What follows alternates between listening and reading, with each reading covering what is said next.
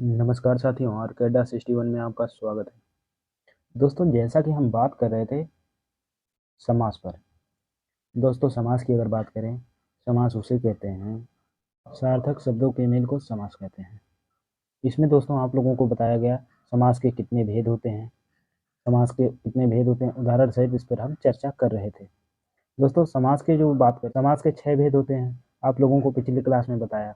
उसमें समास के जो 6 भेद होते हैं, उसमें से 2 भेद आप लोगों को बता दिया गया था। जैसे बेभाव समास बता दिया गया था और तत्पुरुष समास के भेद बता दिया गया था। आज हम दोस्तों उसी के आगे चर्चा करेंगे। जी हाँ दोस्तों, यदि हमारे चैनल पर आप नए हैं तो चैनल को सब्सक्राइब करें, वीडियो को लाइक करें, साथ ही शेयर करें और कमेंट करें। जी हाँ दोस्तों, आज हम बात करेंगे समास के नंबर 3 की बात। जी हाँ दोस्तों, अगर समास में नंबर 3 की बात करें, नंबर 3 पे जो आता है हमारा द्विगु समास। अगर द्विगु समास की बात करें दोस्तों, द्विगु समास जो है यह तत्पुरुष समास से निकला हुआ समास है। अगर इसकी बात करें तो यह तत्पुरुष समास से निकला हुआ समास है। और देखिए दोस्तों, द्विगु समास में पूर्व पद संख्यावाचक होता है, अर्थात द्विगु समास में पूर्व पद संख्यावाचक होता है दोस्तों। और कभी कभी उत्तर पद भी संख्यावाचक होता है,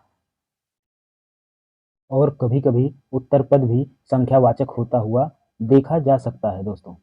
इस समास में प्रयुक्त संख्या किसी समूह को दर्शाती है, किसी अर्थ को नहीं। इससे समूह में समाहार का बोध होता है दोस्तों, समाहार का बोध होता है, उसे द्विगु समास कहते हैं। अगर दोस्तों इसको दूसरी भाषा में अगर बात की जाए द्विगु समास की, तो दूसरी भाषा में कहा जाए तो जिस समासिक शब्द का पूर्व पद संख्यावाची या संख्यावाचक विशेषण हो उसे द्विगु समास कहते हैं।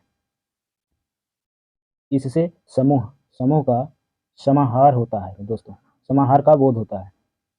अगर दोस्तों और बात की जाए इसकी, तो पूर्व पद अभी देखिए आप लोगों को बताया गया द्विगु समास जो होता है, इसमें देखिए पूर्व पद जो पहला हमारा पद होता है, पहला पद में संख्यावाची शब्द आएंगे दोस्तों। और जो होता है इसका उत्तर पद जो होता है, अगर द्विगु समास में बात की जाए, द्विगु समास का जो उत्तर पद होता है यह प्रधान होता है दोस्तों, और इसमें पूर्व पद संख्यावाची होता है दोस्तों। आई होप कि आप समझ गए होंगे। अगर जैसे उदाहरण की इसकी बात की जाए, अगर दोस्तों द्विगु समास के उदाहरण की बात की जाए, तो जैसे हमारा देखिए 9 ग्रह है, 9 ग्रह अर्थात 9 ग्रहों का समूह। देखिए दोस्तों 9 ग्रह में अगर बात की जाए, 9 देखिए पहला हमारा संख्यावाची है कि नहीं, संख्यावाची है कि नहीं, संख्यावाची है कि नहीं दोस्तों, संख्यावाची है ना। इसी में देखिए 9 ग्रहों का समूह अर्थात 9 ग्रह। अगर दोस्तों इसके उदाहरण की और बात की जाए तो आइए इस पर हम चर्चा करते हैं।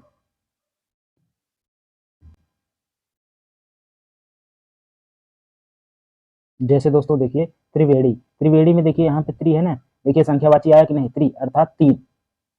और इसका जब हम विग्रह करेंगे दोस्तों, तो विग्रह क्या हमारा बनेगा, 3 वाणियों का समूह। उसी प्रकार दोस्तों देखिए पंचतंत्र है, पंचतंत्र में देखिए पहला जो पूर्व पद हमारा है पंच अर्थात 5, अर्थात 5 जो है हमारा पंच है। पंच जो है संख्यावाची शब्द है। पंचतंत्र अर्थात जब इसका विग्रह करेंगे हम तो 5 तंत्रों का समूह। उसी प्रकार देखिए त्रिलोक है, त्रिलोक में देखिए त्रि जो है, त्रि मतलब 3, ये भी संख्यावाची है। त्रिलोक में 3 लोकों का समाहार या 3 लोकों का समूह। ठीक है दोस्तों। उसी प्रकार दोस्तों देखिए शताब्दी है, शताब्दी अर्थात 100 अब्दों का समूह या 100 वर्षों का समूह, ये जो होता है हमारा शताब्दी होता है। उसी प्रकार दोस्तों देखिए पंसेरी होता है, पंसेरी की अगर बात करें दोस्तों, यहाँ देखिए 5 शेरों का समूह, 5 शेरों का समूह अर्थात पंसेरी। देखिए दोस्तों सतसई, सतसई की अगर बात करें, सत देखिए जो हमारा है संख्यावाची है कि नहीं, संख्यावाची है। अभी आप लोगों को दोस्तों क्या बताया गया, द्विगु समास की अगर बात करें दोस्तों, तत्पुरुष समास का यह निकला हुआ समास है, तत्पुरुष समास का यह एक और भाग है। अगर बात की जाए जैसे तत्पुरुष समास का द्विगु समास जो होता है एक भाग है। अगर तत्पुरुष समास में जैसे हो गया, तत्पुरुष समास में आप लोगों को बता दिया गया था, इसके जो होते हैं ये विभक्तियां के अनुसार चलता है, 6 बताए थे पिछली क्लास में आप लोगों को। और यहाँ पे जो होता है ये जो समास होता है द्विगु समास, ये देखिए तत्पुरुष समास से निकला हुआ समास है दोस्तों। उसी प्रकार अगर बात करें तो कर्मधारय समास जो होता है वो भी तत्पुरुष समास से निकला हुआ समास है। और देखिए द्विगु समास में हम बात कर रहे हैं, यहाँ पे द्विगु समास में जो बात कर रहे हैं, द्विगु समास किसे कहते हैं दोस्तों, जिस समासिक शब्द का पूर्व पद संख्यावाची हो अर्थात संख्यावाचक विशेषण हो उसे द्विगु समास कहते हैं। देखिए दोस्तों इसमें जो है सतसई जो है हमारा, सतसई में देखिए सत है, सत अर्थात ये संख्यावाची है कि नहीं, संख्यावाची है ना दोस्तों, सत जो है, सत अर्थात सात, सत अर्थात सात। देखिए जब इसका समास विग्रह करेंगे, तो जब इसका विग्रह करेंगे तो क्या बनेगा, 700 पदों का समूह, 700 पदों का समूह अर्थात सात, सत सही हो जाएगा। उसी प्रकार दोस्तों चौगुनी है, चौगुनी की अगर बात करें, चार गुनी जो होता है, जैसे चार गुना, गुना में जैसे बात करते हैं 1 गुना, 2 गुना, 4 गुना, 5 गुना, 10 गुना, 100 गुना, वो जो होता है गुना होता है। जैसे चौगुनी, गुनी जो होता है हमारा, जैसे भाग होता है दोस्तों, ये भाग होता है, जो होता है चौगुनी। चौगुनी की अगर बात करें, चार गुना या चार गुनी, इसका जब विग्रह करेंगे तो चार गुनी होगा। उसी प्रकार दोस्तों देखिए हमारा त्रिभुज है, त्रिभुज में देखिए त्रि जो है हमारा संख्यावाची है कि नहीं, संख्यावाची है, अर्थात जब इसका विग्रह करेंगे, तीन भुजाओं का समाहार या तीन भुजाओं का समूह अर्थात त्रिभुज। ठीक है दोस्तों। उसी प्रकार देखिए आपका होगा नवनिधि होगा, नौ विधियों का समाहार। उसी प्रकार दोपहर होगा, दो पहरों का समूह। उसी प्रकार दोस्तों देखिए नवरात्र, अभी देखिए ज़्यादा से ज़्यादा 1 हफ्ते हुए हैं, नवरात्र चला गया, नवरात्र गया। नवरात्र की अगर बात करें, नवरात्र जो होता है इसमें भी द्विगु समास होता है, नवरात्र अर्थात नवरात्रियों का समूह। आई होप कि आपको यह समझ में आया होगा। आइए दोस्तों हम अगले समास पर चर्चा करते हैं। जी हाँ दोस्तों, समास में अगर नंबर 4 की बात करें, नंबर 4 पे जो होता है हमारा कर्मधारय समास होता है। कर्मधारय की अगर बात करें तो इस समास का उत्तर पद प्रधान होता है। अगर कर्मधारय समास की बात करें तो इस समास का उत्तर पद प्रधान होता है और इस समास में विशेषण, विशेष और उपमेय, उपमान की तुलना की जाती है दोस्तों। उपमान, उपमेय और उपमान की तुलना की जाती है, अर्थात इससे मिलकर ये समास बनते हैं, हमारे कर्मधारय समास बनते हैं, उसी को कर्मधारय समास कहते हैं। यह अगर इसको दूसरे शब्दों में कहा जाए, जिस समास का उत्तर पद प्रधान हो, ठीक है दोस्तों, जिस समास का उत्तर पद प्रधान हो और इस समास में विशेषण, विशेष का भाव हो और उपमेय, उपमान की तुलना हो, उसे कर्मधारय समास कहते हैं। अगर दोस्तों इसकी पहचान की बात करें तो इसकी पहचान क्या होती है, हमारा पहला शब्द दूसरे शब्द की विशेषता बताता है, अर्थात कोई शब्द आया, कोई एक शब्द आया, वो दूसरे शब्द की विशेषता बताता है।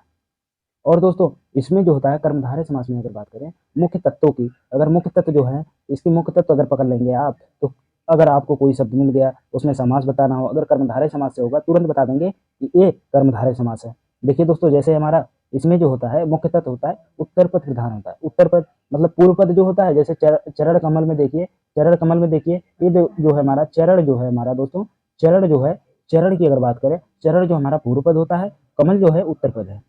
इसमें अगर बात करें कर्मधारय में तो ये जो होता है हमारा उत्तर पद इसमें प्रधान होता है और पूर्व पद जो होता है, पूर्व पद पहले पद का विशेष, उत्तर पद विशेषण होता है दोस्तों। इसी प्रकार दोस्तों इसमें जो होता है विशेष विशेषण वाला समास, इसे देखिए कर्मधारय समास को विशेष और विशेषण वाला समास भी कहते हैं।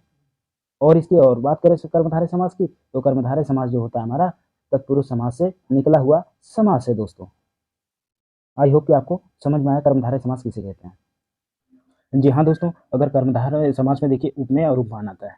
जी हाँ दोस्तों, अगर उपमेय की बात करें तो उपमेय उस वस्तु या दृश्य या व्यक्ति को कहा जाता है जिसके बारे में किसी अलंकार के रूप में वर्णन किया जाता है। मतलब दोस्तों जिसके बारे में बात की जाए वो जो होता है हमारा उपमेय होता है। और उपमान क्या होता है, उपमान उस प्रसिद्ध वस्तु या दृश्य या व्यक्ति को कहा जाता है जिससे उपमेय की तुलना की जाती है। मतलब दोस्तों उपमेय की तुलना उपमान से की जाती है। अभी आप लोगों को बताया गया जिसके समान वही है उपमान। और जैसे दोस्तों इसमें उदाहरण की अगर बात करें तो एक गाना है, बहुत जबरदस्त गाना है दोस्तों, उस पर हमने यह बनाया है, इसका उदाहरण दे रहे हैं कौन सा उपमेय है, कौन सा उपमान है। जी हाँ दोस्तों, वो गाना कौन सा है, फूलों सा चेहरा तेरा, कलियों सी मुस्काने है, रंग तेरा देख के, रूप तेरा देख के, कुदरत भी हैरान है। जी हाँ दोस्तों, इस गाने में अगर बात की जाए, फूलों सा चेहरा तेरा, कलियों सी मुस्कान है, तो दोस्तों इसमें अगर बात करें उपमेय की, तो उपमेय जो है हमारा चेहरा और मुस्कान है। चेहरा और मुस्कान की अगर बात करें, ये जो होता है हमारा उपमेय होता है, उपमेय है। और तुलना जिससे हम करते हैं दोस्तों, उपमान होता है। फूल और कलियां जो होती है हमारी, उपमान होती है। देखिए दोस्तों फूल और कलियां से हम चेहरे और मुस्कान की तुलना कर रहे हैं। यहाँ पे इस गाने में फूल और कलियों की तुलना हम कर रहे हैं, किससे, चेहरे और मुस्कान से। आई होप कि आपको उपमेय और उपमान समझ में आ गया होगा दोस्तों। और दोस्तों अगर इसके कर्मधारय समास में भी देखिए आप लोगों को इसके उदाहरण बताया, चरण कमल जैसे हो गया। चरण जो है हमारा, यहाँ पे देखिए अगर चरण की बात करें, चरण जो है हमारा उपमेय है और कमल जो है हमारा उपमान है दोस्तों। यहाँ देखिए चरण की हम तुलना कर रहे हैं कमल से, तो इसमें जब हम विग्रह करेंगे तो हमारा क्या होगा, विग्रह कमल के समान चरण होगा। दोस्तों आई होप कि आपको यह समास समझ में आया होगा। और दोस्तों अगर कर्मधारय समास में और उदाहरण की बात करें तो आइए इस पर हम चर्चा करते हैं। जैसे दोस्तों देखिए नील गगन है, नील गगन की अगर बात करें तो इसका अगर विग्रह करेंगे तो नीला है जो गगन, नीला है जो गगन। देखिए दोस्तों नील जो है हमारा, नील, नील जो है ये उपमेय है, उपमेय है यहाँ पे, ये हमारा उपमेय है, उपमेय है दोस्तों, क्या है, उपमेय है। और गगन जो है दोस्तों, ये गगन जो है हमारा उपमान है दोस्तों, क्या है, उपमान है। और देखिए यहाँ देखिए उपमेय में उपमान की तुलना की जा रही है, अर्थात ये जो होगा हमारा कर्मधारय समास होगा। नील गगन, इसका जब विग्रह करेंगे नीला है जो गगन। उसी प्रकार दोस्तों देखिए चंद्रमुख, अभी दोस्तों आप लोगों को इससे पहले चंद्रमुखी के बारे में बताया है, उसी प्रकार चंद्रमुख होगा हमारा, चंद्र जैसा मुख अर्थात चंद्रमा जैसा मुख, इसका विग्रह होगा। उसी प्रकार पीताम्बर आप लोगों को बता ही दिया, पीताम्बर किसे कहते हैं, पीत है जो अंबर अर्थात पीला है जो अंबर, उसे पीताम्बर कहा जाता है। उसी प्रकार देखिए दोस्तों महात्मा होता है, महान है जो आत्मा अर्थात महात्मा, इसका विग्रह होगा महान है जो आत्मा अर्थात महात्मा। उसी प्रकार दोस्तों देखिए ये लाल मणि है, लाल मणि देखिए दोस्तों ये भी ज्यादातर क्वेश्चन पूछा गया है यहाँ से, लाल मणि। ये अगर आप प्रीवियस ईयर का क्वेश्चन उठाते हैं सन 2018 का, 2018 में देखिए टेट में पूछा गया लाल मणि में कौन सा समास है। अगर दोस्तों यहाँ पे समास की बात करें तो यह जो है हमारा लाल मणि जो है हमारा कर्मधारय समास है। लाल है जो मणि अर्थात देखिए लाल जो है हमारा, लाल जो है मणि, इसका जो है समास विग्रह होगा दोस्तों। और उसी प्रकार देखिए दोस्तों यहाँ पे होगा हमारा महादेव की अगर बात करें, महान है जो देव अर्थात महादेव। उसी प्रकार देहलता, देहलता की अगर बात करें दोस्तों, देह रूपी लता, जो देह के रूप में जो लताएं होती है उसे देहलता कहा जाता है। उसी प्रकार दोस्तों देखिए नव युवक है, नव युवक की अगर बात करें दोस्तों, इसमें देखिए जो हमारा नव युवक अर्थात इसमें देखिए दो समास हमारा, एक कर्मधारय है, नव मतलब नया हो जाता है, या नव जो है हमारा देखिए संख्यावाची रूप, अभी से पहले आप लोगों को द्विगु समास पढ़ाए थे, द्विगु समास में पूर्व पद संख्यावाची होने चाहिए। देखिए नव जो है हमारा अर्थात नव युवक अर्थात नव युवक है, ये अगर बात करें यहाँ पे द्विगु समास है, ठीक है दोस्तों। और इसको कर्मधारय में जैसे जब इसका विग्रह करेंगे, नव है जो युवक अर्थात नव युवक, ठीक है दोस्तों। आई होप कि आपको कर्मधारय समास समझ में आया होगा। आइए दोस्तों इसके अगले हम समास पर चर्चा करते हैं।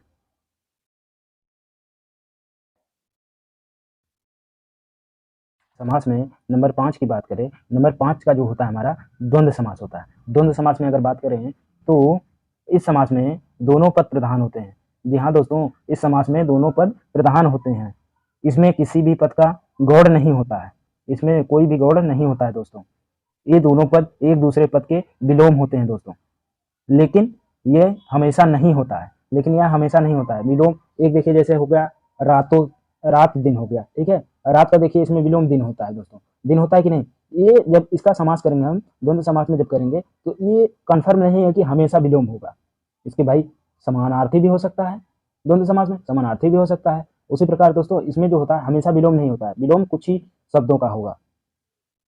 इसका विग्रह करने पर और अथवा या एवं का प्रयोग होता है दोस्तों। जब इसका बात करेंगे तो इसमें जैसे जैसे रात दिन, रात दिन का जो होगा हमारा, जब इसको हम विग्रह करेंगे, समास विग्रह इसका करेंगे, रात और दिन होगा, इसका विग्रह जो होगा रात और दिन। आप लोगों में भी बताया गया, इसमें जो होगा हमारा पर आएगा, अथवा आएगा, या आएगा, एवं आएगा का प्रयोग होता है, उसे द्वंद्व समास कहते हैं दोस्तों। अगर इसको द्वंद्व समास की अगर बात करें दोस्तों, द्वंद्व समास की अगर पहचान की बात करें तो इसमें जो होता है मेन पकड़ लीजिए आप, विपरीत अर्थात विलोम अर्थ वाले शब्द होते हैं, ठीक है, या एक साथ बोले जाने वाले शब्द। और देखिए इसकी एक और पहचान है, द्वंद्व समास में दोस्तों योजक चिन्ह का ज्यादा से ज्यादा प्रयोग होता है, अर्थात इसे योजक चिन्ह वाले समास भी कहते हैं, योजक चिन्ह वाला समास भी कहते हैं द्वंद्व समास को दोस्तों। इसमें अगर मुख्य तत्व की बात करें, इस समास में अगर मुख्य तत्व की बात करें तो इसमें दोनों पद प्रधान होते हैं, दोनों पद एक दूसरे के बराबर होते हैं दोस्तों। अगर इसको दूसरे शब्द में और बात की जाए दोस्तों तो द्वंद्व समास किसे कहते हैं, तो द्वंद्व समास को अगर दूसरे शब्दों में बात की जाए तो जिस समासिक शब्द में दोनों पद प्रधान हो तथा विग्रह करने पर और अथवा या एवं लगता हो, वह द्वंद्व समास कहलाता है दोस्तों। आई होप कि आपको समझ गए होंगे।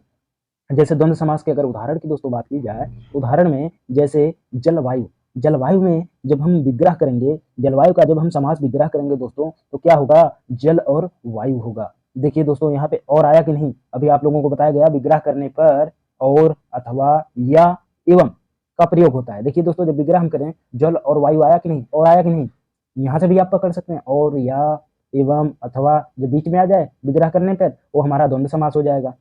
उसी प्रकार देखिए, जैसे देखिए यहाँ पे देखिए, अभी आप लोगों को बताया गया दोस्तों, योजक चिन्ह का प्रयोग होता है। देखिए अपना पराया आया कि नहीं, अपना पराया में देखिए दोस्तों, अपना पराया में योजक चिन्ह आया कि नहीं, अपना, और इसका जब हम विग्रह करेंगे तो इसका विग्रह होगा अपना या पराया। ठीक है दोस्तों। और अगर इसके और उदाहरण की बात करें तो जैसे जन्म मरण, इसका जब विग्रह करेंगे समास विग्रह, तो जैसे हमारा हो जाएगा जन्म और मरण। ठीक है दोस्तों। देखिए बीच में और आया कि नहीं, जन्म और मरण। ठीक है दोस्तों। उसी प्रकार जैसे हमारा हो जाएगा तन मन, तन मन होगा, इसका जब विग्रह करेंगे तन और मन, जैसे दूध दही, दूध और दही हो जाएगा। अगर दोस्तों इसके और उदाहरण की बात करें तो आइए इस पर हम चर्चा करते हैं। जैसे दोस्तों देख लीजिए, और पाप और पुण्य। ठीक है, पाप पुण्य, पाप पुण्य की अगर बात करें तो पाप पुण्य में जो होता है हमारा, इसका जब समास विग्रह करेंगे पाप और पुण्य, देखिए और बीच में आया कि नहीं दोस्तों, और आया कि नहीं। उसी प्रकार देखिए राधा कृष्ण है, राधा कृष्ण की अगर बात करें, राधा कृष्ण में राधा और कृष्ण। उसी प्रकार अन्य जल, अन्य जल की बात करें, अन्य और जल। उसी प्रकार नर नारी, नर और नारी। उसी प्रकार गुण दोष, गुण और दोष। उसी प्रकार देश विदेश होगा, देश और विदेश इसका विग्रह होगा दोस्तों। उसी प्रकार अमीर और गरीब, अमीर और गरीब, अमीर और गरीब का जब समास विग्रह करेंगे तो अमीर और गरीब होगा। ठीक है दोस्तों। आई होप कि आपको द्वंद्व समास समझ में आया होगा। यहाँ दोस्तों आइए इसके आगे हम लास्ट समास पर चर्चा करेंगे। और दोस्तों यहीं पे अगर बात करें, छोटा सा एक है और आपकी बात करें तो एक आता है नए समास। नए समास जो होता है, ये भी जो है नए समास जो है, नए समास जो होता है दोस्तों, वह तत्पुरुष समास का एक भाग होता है, एक पार्ट होता है। नए समास में जो होता है दोस्तों, उसमें निषेधात्मक शब्द जुड़ जाते हैं उसका जब विग्रह करेंगे। जैसे आपका हो गया, जैसे पुत्र हो गया, पुत्र का अपुत्र, ना पुत्र। उसी प्रकार दोस्तों न समास में न निषेधात्मक वर्ड आएंगे। जी हाँ दोस्तों, अगर समास में नंबर 6 की बात करें, नंबर 6 जो भेद है हमारा, बहुब्रीहि समास होता है। जी हाँ दोस्तों, अगर बहुब्रीहि समास की बात करें तो बहुब्रीहि समास में क्या होता है, इस समास में कोई भी पद प्रधान नहीं होता है दोस्तों। इस समास में कोई भी पद प्रधान नहीं होता है। जब दो पद मिलकर तीसरे पद बनाते हैं, अर्थात जब दो पद मिलते हैं, अर्थात पूर्व पद उत्तर पद मिलकर गौड़ पद का निर्माण कर देते हैं, वहाँ पर तीसरा पद प्रधान होता है दोस्तों।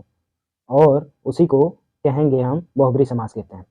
अर्थात यहाँ पे देखिए, ना तो पूर्व पद प्रधान होगा, ना तो उत्तर पद प्रधान होगा, जबकि वह दूसरे को विख्यात करेगा, इशारा देगा कि यह तीसरे पद पर निर्भर होगा। ठीक है दोस्तों, उसको बहुब्रीहि समास कहेंगे। उसी प्रकार जैसे इसका अगर जब विग्रह करेंगे तो विग्रह करने पर बीच में वाला है, जो, जिसका, जिसकी, जिसके, वह आदि आते हैं और वह बहुब्रीहि समास होते हैं या बहुब्रीहि समास कहलाते हैं दोस्तों। अगर दोस्तों बहुब्रीहि समास की बात करें, बहुब्रीहि समास की पहचान की अगर बात करें दोस्तों, तो दो पद मिलकर किसी तीसरे पद की ओर इशारा करते हैं। अभी आप लोगों को बीच में बताया गया था, दो पद मिलकर, अर्थात देखिए जब दो पद मिलेंगे तो इसमें ना पूर्व पद प्रधान होगा, ना उत्तर पद प्रधान होगा, वह तीसरा, वहां पर तीसरा पद प्रधान हो जाएगा। इसमें जो होगा तीसरा पद प्रधान होगा। अगर इसके मुख्य तत्वों की बात करें तो इसमें कोई पद प्रधान नहीं होता है दोस्तों। अभी आप लोगों को बताया, ना तो पूर्व पद ना तो उत्तर पद। ठीक है, दोनों पद गौड़ हो जाते हैं दोस्तों।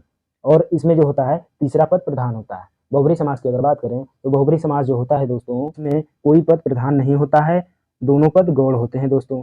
और इसकी बात करें तो यह तीसरे पद की ओर इशारा करता है और इसमें जो होता है तीसरा पद प्रधान होता है दोस्तों, उसे बहुब्रीहि समास कहेंगे। ठीक है दोस्तों। इसी में जो है, अगर बहुब्रीहि समास के उदाहरण की बात करें दोस्तों, बहुब्रीहि समास के अगर उदाहरण की बात करें तो जैसे गजानन, गजानन में देखिए, ना तो गजा हमारा, जैसे इसमें गजानन में देखिए पूर्व पद हमारा गजा होगा और नन जो होगा हमारा उत्तर पद होगा। इसमें देखिए ये कोई पद प्रधान नहीं होगा दोस्तों, यह तीसरे पद की ओर इशारा करेगा। गजानन अर्थात गजानन किसे कहते हैं भैया, गणेश भगवान को ना गजानन, अर्थात गज का आनंद, मतलब गज का आनंद, अर्थात जो है हाथी के मुख के समान किसका भैया आकार है, उन्हीं का ना, गणेश भगवान का ना। तो गज का आनंद, इसका जब विग्रह करेंगे हम दोस्तों, गज का आनंद है जिसका, अर्थात गणेश भगवान का। देखिए दोस्तों इसमें जिसका आया कि नहीं, आप लोगों को बताया है, जब इसका वाला जैसे विग्रह करेंगे तो वाला है, जो, जिसका, जिसकी, जिसके, वह आदि आते हैं, तो वह जो होते हैं हमारे बहुब्रीहि समास के अंतर्गत आते हैं दोस्तों। उसी प्रकार देखिए जैसे त्रिनेत्र, त्रिनेत्र का जब हम विग्रह करेंगे दोस्तों, तो तीन नेत्र हैं जिसके, अर्थात किसके हैं तीन नेत्र, शिव भगवान के ना, शिव शंकर को संभव, शिव शंकर शंभु, अर्थात ये देखिए शिव को दर्शा दिया, अर्थात यहाँ पे जब शिव को दर्शा देगा तो ये जो होगा हमारा तीसरा पद यहाँ पे प्रधान हुआ कि नहीं दोस्तों, तीसरा पद प्रधान हुआ ना, यही जो होता है हमारा बहुब्री समास होगा। अगर इसके और उदाहरण की बात करें दोस्तों तो आइए इस पर हम चर्चा करते हैं। बहुब्री समास में दोस्तों जैसे और उदाहरण की बात करें तो जैसे हमारा है नीलकंठ, नीला है कंठ, जब इसका विग्रह हम करेंगे, नीला है कंठ जिसका, नीला है कंठ जिसका, अर्थात नीला कंठ किसका है भैया, ये बतावा भाई साहब, ये बतावा नीला कंठ है केकर बताइबा, अर्थात शिव का ना, शंकर भगवान का है कि ना है, शंकर भगवान का है ना, तो नीला है कंठ जिसका अर्थात शिव, शिव का है ना, शिव का जब हो जाई तो का होई, अभी देखा बहुब्री समास में तोहरे लोगन के ई बताई हम कि इसमें जो होता है दो पद मिलकर किसी तीसरे पद की ओर इशारा करत हैं, इशारा करत हैं। अब मतलब राजू तुना ये समझा कि दूठ मनई है, दोनों मनई में क्यों मुखिया ना है, वो तीसरे जने को मुखिया बनाए दी है, समझ गया कि ना, समझा ना। उसी प्रकार देखिए यहाँ पे जो है दोस्तों नीलकंठ अर्थात नीला है कंठ जिसका, इसमें देखिए ना नील होंगे प्रधान ना कंठ होंगे प्रधान दोस्तों, ना नील होंगे प्रधान ना कंठ होंगे प्रधान, ये देखा डायरेक्ट शिव को तरफ इशारा कर दे रहे हैं। नीला है कंठ जिसका, देखिए इशारा नहीं हो रहा है इसका, जब हम विग्रह करेंगे नीला है कंठ जिसका, अर्थात देखिए शिव की तरफ इशारा किया कि नहीं, अरे भाई नीला कंठ जिसके हैं, इन्होंने विष पिया था, विष पीने के कारण इनका जो शरीर हो गया था, शिव का शरीर जो हो गया था नीला पड़ गया था, उसीलिए इनको नीलकंठ कहा जाता है। तो नीला है कंठ जिसका अर्थात शिव, शिव जो हो गए इसमें प्रधान हो गए कि नहीं, देखिए एक आदमी ना तो नीला आदमी हो गया ना तो कंठ होगा, यहाँ पे देखिए अभी आपको उदाहरण बताए रहे झूठ में नहीं है, दोनों में से केहू ना हो प्रधान, दोनों में से केहू हो प्रधान, वो तीसरे का प्रधान बना दे हैं, अर्थात देखिए नीलकंठ जो हो गया, नीलकंठ दूठ में नहीं समझ ला, नीलकंठ में एक नील हो एक कंठ हो, ये दोनों कहीं भैया हम प्रधान ना है, वो इशारा कर दिए हैं, नीलकंठ किसका है भाई, अर्थात शिव का है, शिव की तरफ इशारा किया कि नहीं, वहां पे देखिए शिव जो होगा हमारा ये पद प्रधान होगा, अर्थात यहाँ पे देखिए शिव जो होगा प्रधान हो जाएगा, इसमें देखिए दोस्तों बहुब्री समास हो जाएगा। उसी प्रकार देखिए दोस्तों लंबोदर है, लंबा है जिसका उदर, अर्थात गणेश भगवान, देखिए तीसरे की प्रधानता हुई कि नहीं, अर्थात गणेश की प्रधानता हुई कि नहीं यहाँ पे, तो वो जो है तीसरा पद यहाँ पे प्रधान हो गया, ये जो होगा बहुब्री समास होगा। उसी प्रकार दशानन, भैया दस है आनंद, जिसके दस है आनंद अर्थात 10 मूड़ी वाला के रहा है, 10 मूड़ी वाला अर्थात 10 मूड़ी वाला के रहा है हो भैया बताइबा, 10 मूड़ी वाला देखो जो थे दशानन अर्थात रावण थे ना, इसका जब विग्रह हम करेंगे दशानन का दोस्तों तो दशानन में क्या होगा, 10 है आनंद जिसके अर्थात रावण, रावण की तरफ इशारा किया कि नहीं, 10 मूड़ी केकरे रहा है, रावण का है ना, और केहू का रहा है, हमारे चाचा का ना है ना, तोहरे चाचा का है, केहू का ना होता ना, अर्थात रावण का हो ना, तो वही जो है दशानन अर्थात रावण, ये देखिए जो होता है इसमें तीसरे की ओर इशारा किया जाता है दशानन। अब देखिए दशानन किसे कहा जाता है, रावण को कहा जाता है ना। उसी प्रकार देखिए दोस्तों चतुर्भुज, 4 भुजाओं वाला अर्थात विष्णु, ठीक है, यहाँ पे देखिए बहुब्री समास होगा। उसी प्रकार पीताम्बर, पीताम्बर, जी हाँ दोस्तों यहाँ पे देखिए, यहाँ पे लोग कंफ्यूज हो जाते हैं, पीताम्बर भैया पीताम्बर पीला है अंबर, पीला है अंबर अगर कर देंगे इसका समास विग्रह तो वहाँ पे कर्मधारय होगा, पीताम्बर अर्थात यहाँ पे देखिए जब तीसरे को दर्शाएगा अर्थात कृष्ण को जब दर्शा देगा तो पीले हैं वस्त्र जिसके, अर्थात कृष्ण के है ना, कृष्ण ज्यादातर पीले कपड़े पहनते थे कि नहीं, पीले हैं अंबर जिसके या पीले हैं वस्त्र जिसके अर्थात कृष्ण। यहाँ पे देखिए जब ऐसे पूछेगा पीताम्बर में कौन से समास है तो वहाँ पे आप लोग अगर दोस्तों पीताम्बर पूछता है पीताम्बर में कौन सा समास है, पीताम्बर में अगर समास पूछता है तो वहाँ आपको देखकर ऑप्शन के हिसाब से देखकर टिक मारना पड़ेगा दोस्तों। जैसे पीताम्बर में देखिए या तो दे देगा कर्मधारय देगा ऑप्शन में, कर्मधारय देगा तो बहुब्री नहीं देगा, अगर दोस्तों दोनों देता है तो आप बहुब्री ही मारेंगे, ठीक है, बहुब्री ही मारेंगे। और जो हो गया जैसे दोनों नहीं देगा, देखिए दोस्तों वहाँ पे अपवाद आ जाता है, इसीलिए जो होगा हमारा पीताम्बर में देखिए 2 समास होते हैं, एक कर्मधारय समास होता है, एक जो होगा हमारा बहुब्री समास होगा, ऑप्शन के हिसाब से आपको टिक करना होगा। जैसे अगर कर्मधारय समास देगा तो वहाँ पे ऑप्शन में आपको बहुब्री समास नहीं मिलेगा दोस्तों, उसी प्रकार अगर बहुब्री समास दे देता है तो कर्मधारय समास ऑप्शन में नहीं मिलेगा, ठीक है दोस्तों। बाकी आप खुद ही समझदार हैं क्या करना है क्या नहीं, हमें बताने की जरूरत नहीं उसमें, नहीं। जी हाँ दोस्तों आगे देखिए, आगे अगर देखिए जैसे और उदाहरण की बात करें तो जैसे चक्रधर, चक्रधर में देखिए दोस्तों ना तो चक्र है हमारा प्रधान ना तो धर है, ठीक है, या देखिए डायरेक्ट इशारा कर दे रहा है विष्णु की तरफ, भैया चक्र को धारण करने वाला कौन है, विष्णु ना, इसका जब विग्रह करेंगे विग्रह क्या होगा, चक्र को धारण करने वाला अर्थात विष्णु, कि नहीं दोस्तों। उसी प्रकार देखिए वीणा पाड़ी है, वीणा पाड़ी अर्थात पाड़ी की अगर समास विग्रह की बात करें तो वीणा है जिसके हाथ में अर्थात सरस्वती के हाथ में, अर्थात बीड़ा लेके जो बीड़ा वादनी किसे कहा जाता है, सरस्वती जी को ना, बीड़ा वादनी, बीड़ा ही धारण की है ना अर्थात सरस्वती आ जाएगा, यहाँ पे देखिए बहुब्री समास होगा। उसी प्रकार श्वेतांबर, श्वेतांबर की अगर बात करें श्वेतांबर में दोस्तों अगर इसके समास विग्रह की बात करें तो समास विग्रह क्या होगा, सफेद वस्त्रों वाले अर्थात सरस्वती, सरस्वती की अगर बात करें श्वेत अंबर वाले, अर्थात ये इनका देखिए फोटो देखिए, कहीं पे देखिए इनका जो प्रमाण है ये ज्यादातर सफेद ही वस्त्र पहनती हैं, अर्थात श्वेतांबर इनको कहा जाता है दोस्तों। जी हाँ दोस्तों, आई होप कि आपको यह क्लास समझ में आई होगी। थैंक यू दोस्तों। यदि आप हमारे चैनल पर नए हैं दोस्तों तो चैनल को सब्सक्राइब करें, वीडियो को लाइक करें, साथ ही शेयर करें और कमेंट करें। थैंक यू दोस्तों।